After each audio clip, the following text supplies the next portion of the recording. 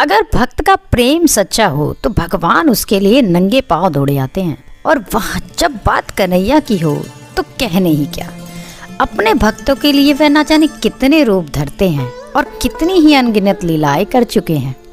तो चलिए कहानी के माध्यम से जुड़ते हैं।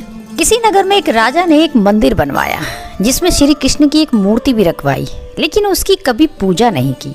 पूजा करने के लिए मंदिर में एक पुजारी को रखा गया। पुजारी नियमित रूप से कन्हैया जी को नहलाता और बड़े ही श्रद्धा भाव से उनकी पूजा अर्चना करता। राजा भी रोज कान्हा जी के लिए एक फूलों की माला भेज देता और जब वह दर्शन करने आता तो पुजारी उस माला को उतार कर राजा को पहना देता। ऐसा करते करते पुजारी की भी उम्र बीत चुकी थी। एक दिन किसी वजह से राजा नहीं आ सका तो उसने एक सेवक के हाथ मंदिर में माला पहुंचा दी और कहलवा दिया कि आज वह मंदिर नहीं आएगा, इसलिए पुजारी उसका इंतजार न करे।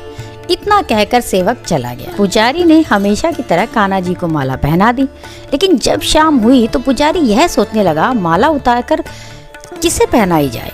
उसने सोचा क्यों न ये माला मैं ही पहन लूं, मेरी उम्र हो चली है, जीवन का क्या पता कब खत्म हो जाए। इतना सोचकर पुजारी ने माला उतारकर अपने गले में डाल ली। लेकिन इतने में ही सेवक आ गया और उसने बताया कि राजा की सवारी मंदिर में पहुंचने वाली है। राजा की सवारी आने की बात जब पुजारी ने सुनी तो वह डर गया।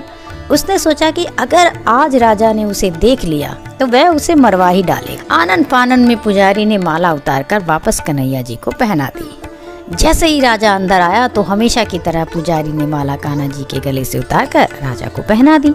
लेकिन माला पर लगा सफेद बाल देखकर राजा समझ गए कि पुजारी ने यह माला स्वयं पहनी थी।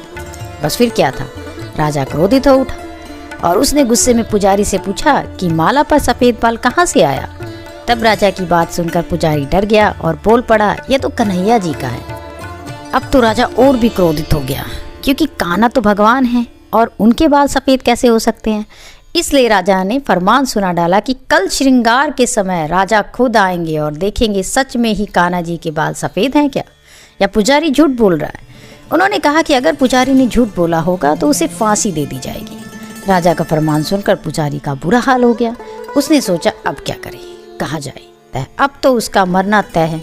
तब रोते रोते वह भगवान की शरण में पहुंचा और उनसे कहा कि हे केशव, मुझसे झूठ बोलने का अपराध तो हुआ है, लेकिन हो सके तो मुझे क्षमा कर दे और राजा से मेरी रक्षा करें।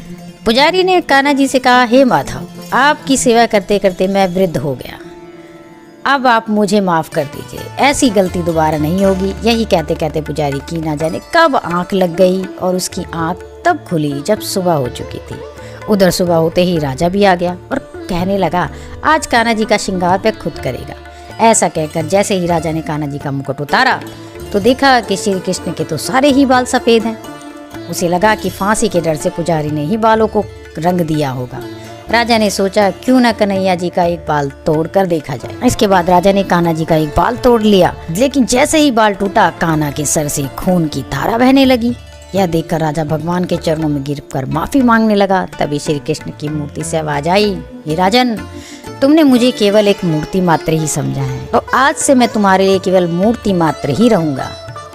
लेकिन पुजारी ने सच्चे मन और पूरी श्रद्धा से मेरी भक्ति की है, इसलिए उसकी अनन्य भक्ति को देखकर मुझे अपने बाल सफेद करने पड़े। कन्हैया जी ने कहा कि भक्ति में कभी भी संचय नहीं होना चाहिए और सच्चे भक्त की लाज तो मैं कभी जाने ही नहीं देता। तो उस कान्हा जी पर पूरा भरोसा रखिए, वो आपकी बातें ज़रूर सुनेंगे, आपके साथ हमेशा रहेंगे।